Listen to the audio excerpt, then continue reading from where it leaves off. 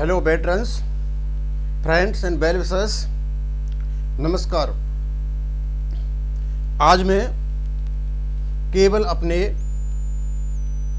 Viewers के comments लूँगा और कुछ उनसे ही संबंधित स्पर्श पर जो पड़ी हुई जानकारी है वो मैं आपको दूंगा।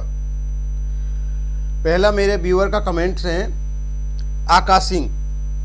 आकाश सिंह कहते हैं कि यूजर नेम और पासवर्ड डालने के बाद भी स्पर्श नहीं खुल रहा है, इनवैलिड बता रहा है, पीडीबी नहीं कर पा रहा हूँ, पेंशनर्स डाटा वेरिफिकेशन नहीं कर पा रहा हूँ। आकाश सिंह जी, एक बात बताऊंगा मैं आपको कि अभी शायद इन्होंने प्रोफाइल मैनेजमेंट 31/12/2022 तक रोका हुआ है। वो एक कारण हो सकता है आपका नहीं खुलने का, और वही कारण हम समझ रहे हैं। अदरवाइज जब आपके पास यूजर नेम और पासवर्ड है तो आपका स्पर्श खुलना चाहिए और पीडीबी भी होना चाहिए। दूसरा मैं आपको बताना चाहूँगा कि इसकी और समस्या का समाधान क्या है। तो सामने मैंने ये लिखा रखा है इम्पोर्टेंट इन्फॉर्मेशन, ये मेरे स्पर्श से ली हुई है, क्योंकि जनरली वहाँ हम उसको देखते नहीं हैं और उसके बाद हम कोशिश करते रहते हैं। तो पहला है pensioners who have not received login ID और unable to login please register your grievance at. जिन पेंशनर्स को लॉगिन आईडी नहीं मिला है या जो उनको लॉगिन आईडी मिल गया है, पासवर्ड मिल गया है, लॉगिन नहीं कर पा रहे हैं, वो कृपया इस लिंक पर आप अपनी कंप्लेंट रजिस्टर करें। ये मैंने लिखा हुआ है pcdapension.nic.in pcda laws complaint PHP। इसे आप अपने जो यदि आपके पास लैपटॉप है या टैब है या कंप्यूटर है तो स्पर्श में खोलो PCDA पे जा करके, तो वहीं आपको मिल जाएगी लिंक, वहाँ भी मिल जाएगी और वहीं सारी चीज़ें मिल जाएंगी और वहाँ आराम से आप बताओ कि मैं इसको नहीं खोल पा रहा हूँ, आप कंप्लेंट कर दीजिए। साथ में ये भी बताना चाहूँगा, नहीं खोल पा रहा है कोई बात नहीं है, ये काम होता रहेगा। आप अपना लाइफ सर्टिफिकेट जा करके अपने बैंक में दे दीजिए। दूसरे हैं मेरे एक कोई व्यूअर हैं, वो कहते हैं क्या पुराने सिस्टम में बैंक वाले जा सकते हैं? जो बैंक का सिस्टम था पुराना जहाँ से हम पेंशन लेते थे, क्या उसमें जा सकते हैं? कोई संभावना नहीं है, क्योंकि सारे के सारों को अब स्पर्श में जाना है।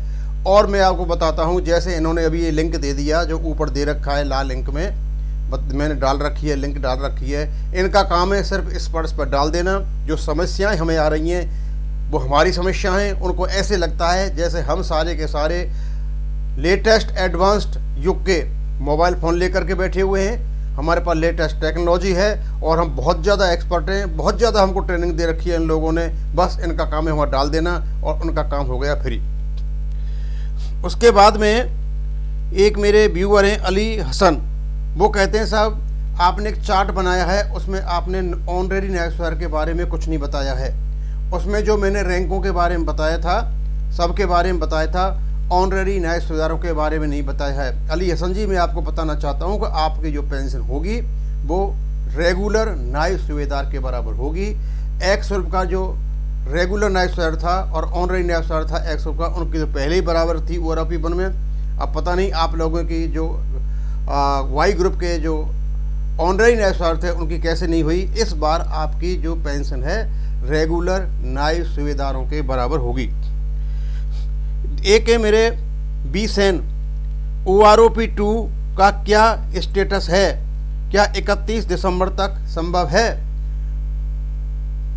बी सेन साहब, 31 दिसंबर तो इन्होंने लास्ट डेट दे रखी है कि ये जो 90 दिन का टाइम है उससे पहले ही हो जाएगा। शायद अक्टूबर, नवंबर और दिसंबर ये तक हो जाएगा। बस इनका टाइम ही 16 दिसंबर तक का है। अब इनके पास किन कारणों से ये टेबल नहीं निकाल रहे हैं मुझे पता नहीं, लेकिन कल मैं एक YouTube देख रहा था, उसमें श्रीमान जी ने 3 किस्तों में ORP का एरियर दिलाया था। एक मिलेगा अक्टूबर में, एक मिलेगा नवंबर में, एक मिलेगा दिसंबर में। यानी DSW का लेटर नहीं आया, PCDA की टेबल नहीं आई और वो श्रीमान जी उसको एरियर दिला रहे थे। और एक नया धंधा शुरू हो गया है।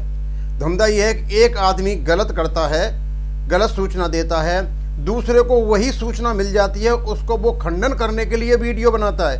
हम पहले वाले को भी देखते हैं और इस वाले को भी देखते हैं। अब ये समस्या और ये प्रॉब्लम जो आ रही है सारी की सारी सिर्फ इसलिए आ रही हैं कि हम इन्हें कोऑपरेट कर रहे हैं। और अभी तो मैं आपको और बताना चाहूँगा, अभी नीचे आऊँगा थोड़ा सा, कि मैंने कल देखा था लगभग 10-11 बजे, 3 घंटे पहले कोई वीडियो बनाया था। वो कहते हैं कि स्पर्श ने कमाल कर दिया, और डीएडी की वो साइट लगा रखी थी और उसमें बिल्कुल ऐसे लिखा हुआ था जैसे मतलब डीएडी का जो डिफेंस अकाउंट डिपार्टमेंट है, सीजीडी है, उनकी ही भाषा हो। 16,66,920 जो पेंशनर हैं उनका डीआर आज क्रेडिट हो जाएगा। और साथ में उन्होंने ट्विटर अकाउंट भी दे रखा था डीएडी का। मैंने सारा देखा डीएडी, मुझे तो कहीं मिला नहीं। हो सकता है वो बात सही भी हो और हो सकता है वो बात गलत भी हो। ये दे तो इस प्रकार रखा था कि वो बिल्कुल सही हो। यदि आपको आज मिल जाता है तो समझेंगे वो सही है, और नहीं तो वो भी एक झूठी बात होगी। उसमें लिखा था कि आज उसका डीआर का भुगतान हो जाएगा, और कमाल कर दिया। अब स्वाभाविक सी बात है, इस प्रकार की जब बातें आती हैं तो हम भी उसके चंगुल में फंस जाते हैं कि हो सकता है, लेकिन मुझे तो कोई डीएडी की साइट पे मिला, ना सीजीडी की मिला, ना पीसीडी की मिला। अब हो सकता है मेरे से नहीं ढूंढ पाया हूँ, उसने ढूंढ लिया हो, इसलिए ऐसी एक सूचना भी थी। वो आगे आएंगी, हम आगे बताएंगे आपको। एक कोई अली मोहम्मद, मुझे बैंक अकाउंट में जॉइंट अकाउंट खोलना है, क्या प्रोसीजर है? अली मोहम्मद जी, ये तो बड़ा सिंपल प्रोसीजर है। आप बैंक में जाइए, अकाउंट ओपनिंग फॉर्म लीजिए, अपनी स्पाउस को साथ में ले जाइए, उनका आपको जो आधार कार्ड है और पैन कार्ड है उसको भी साथ में ले जाइए। एक एप्लीकेशन दे दीजिए वहाँ कि मेरा पेंशन का अकाउंट है और इस पेंशन अकाउंट में मैं अपना स्पाउस का नाम जुड़वाना चाहता हूँ। आप दे करके आ जाइए, आपके जो फ़ोटो है फ़ोटो ले जाइए, आपका नाम जुड़ जाएगा। बड़ा सिंपल सा है। और आजकल तो वैसे भी भारत सरकार की ओर से आदेश हैं कि जितने भी पेंशनर्स हैं वो अपनी स्पाउस का नाम जुड़वा करके रखें, जिससे बाद में कोई नया खाता नहीं खोलना पड़े, उसी खाते में आपका संचालन होता रहे। और इसमें क्या करना है आपको कि इसमें कई प्रकार के ऑपरेशंस होते हैं। एक तो होता है आइदर और सर्वाइवर, और एक होता है फॉर्मर और सर्वाइवर। तो जनरली आप पेंशनर हो, जब तक आप हो तो फॉर्मर सर्वाइवर दे दो, पहले आपका नाम होगा, केवल आप ही ऑपरेट कर पाओगे। और उसके बाद कोई बात हो जाती है तो सर्वाइवर है, आपके स्पाउस हैं, वो उसको ऑपरेट करेंगे। आइदर सर्वाइवर दोगे तो स्वाभाविक सी बात है, आपकी स्पाउस भी वहाँ से पैसा निकाल सकती है और आप भी वहाँ से पैसा निकाल सकते हैं। एक है मेरे बिटुल फूकन, वो कहते हैं सर 4% डीए किसी को मिला, किसी को नहीं मिला। अब तक तो सूचना ये थी कि केबल और केबल जो बैंकों में जिनके खाते हैं उनको 4% डीआर का भुगतान हो गया है, और डीपीडीओ और स्पर्श का भुगतान नहीं हुआ है। लेकिन रात की अभी मैं जो बात कर रहा था आपसे, जब मैंने एक न्यूज़ देखी थी, उसमें कोई एक वीडियो देखा था, वो कहते हैं कि डीएडी ने अभी लेटेस्ट नोटिस निकाला है, ये सूचना दी है कि वो 16,66,920 जो पेंशनर हैं स्पर्श के, वो आज के दिन डीआर उनका क्रेडिट हो जाएगा। अब ये सही है या गलत है, क्योंकि मुझे वो कहीं भी डीएडी के या पीसीडीए के या सीजीडीए की साइट पे ऐसी कोई न्यूज़ नहीं मिली। लेकिन फिर भी वो न्यूज़ जो थी वो इस प्रकार थी, जो हाँ जो उनके जो डीएडी का जो बना हुआ था साइट वगैरह, वो सही सा दिखाई दे रहा था। हो सकता है मुझे नहीं दिखाई दिया हो। आज आपका यदि हो जाता है तो फिर वो न्यूज़ सही है, नहीं तो फिर वो वैसे ही फेक न्यूज़ है, जिस प्रकार की फेक न्यूज़ें चल रही हैं।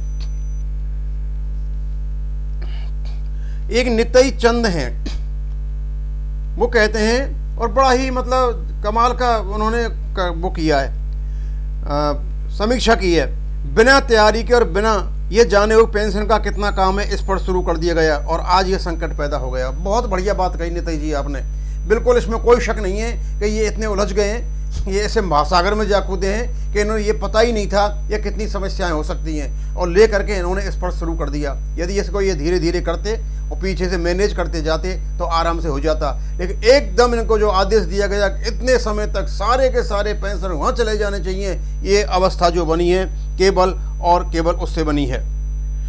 एक है कोई रीतम बोस, कहते हैं मेरा माइग्रेशन में गलत नंबर दिख रहा है, अभी तक पीपीओ जनरेशन नहीं हुआ है।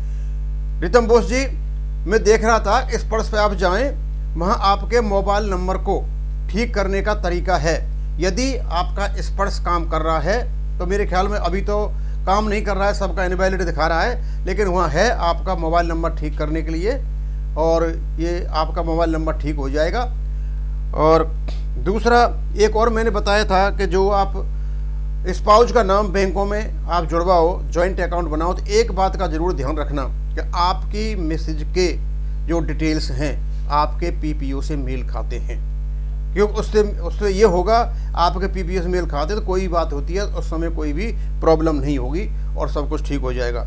अब मैं आता हूँ आपको दूसरी सूचना ये थी स्पर्श पर कि फॉर्म 16 फॉर स्पर्श pensioners generated for financial year 2021 and 2022 and assessment year 2022 and 23। आप अपना स्पर्श जब खोलोगे तो वहाँ पर अपना डॉक्यूमेंट सेक्शन है, उसमें आप जा कर के अपना इनकम टैक्स का जो तैयारी हो गई है और वहाँ से अपना डाउनलोड कर सकते हो जो भी आपकी इन्फॉर्मेशन वहाँ पर है। तीसरा है please ensure that the pin code you add is the same as that of your Aadhaar card. कईयों के बोलते हैं आधार कार्ड नहीं ले रहा है और क्या नाम है इनवैलिड किया जा रहा है, तो उन्होंने कहा है कि आपका जो आधार कार्ड है, आप रहने वाले कहीं के हो, आपके जो डिटेल्स हैं वो और कहीं के हैं आपके पीपीओ में, लेकिन आधार कार्ड आपने और कहीं से दूसरे शहर से बनवाया है या दूसरे स्टेट से बनवाया। आधार कार्ड में जो पिन कोड दे रखा है वही पिन कोड आपको अपने आधार कार्ड में डालना है। यदि आप वो नहीं डालोगे और वहाँ का डालोगे जहाँ का आप रहने वाले हो, तो हो सकता है ये आपका सबमिट नहीं करे, ये आपका फेल कर दे। अंत में मैं सभी मेरे सेवारत और सेवानिवृत्त सैनिकों को दिवाली की हार्दिक शुभकामनाएं देना चाहता हूं। भगवान करे आप खुश हों, समृद्ध हों और खुशहाल हों। साथ साथ मैं सभी अपने देशवासियों को भी अपने चैनल के माध्यम से भगवान से प्रार्थना करता हूं कि सभी सुखी हों, समृद्ध हों और खुशहाल हों। और ख़ास करके मैं उन सभी जो स्पर्श में अधिकारी और कर्मचारी, डीपीडीओ में अधिकारी और कर्मचारी और बैंकों में जो अधिकारी और कर्मचारी हमारे पूर्व सैनिकों की पेंशन को देने में लगे हुए हैं, एरियर देने में लगे हैं, उनको भी मैं भगवान से प्रार्थना करूंगा कि उनको दिवाली उनके लिए शुभ हो, समृद्ध हो और सबके लिए शुभकामनाएं। और मैं सारे देश के लिए भी अच्छी शुभकामनाएं चाहता हूं। थैंक यू, धन्यवाद।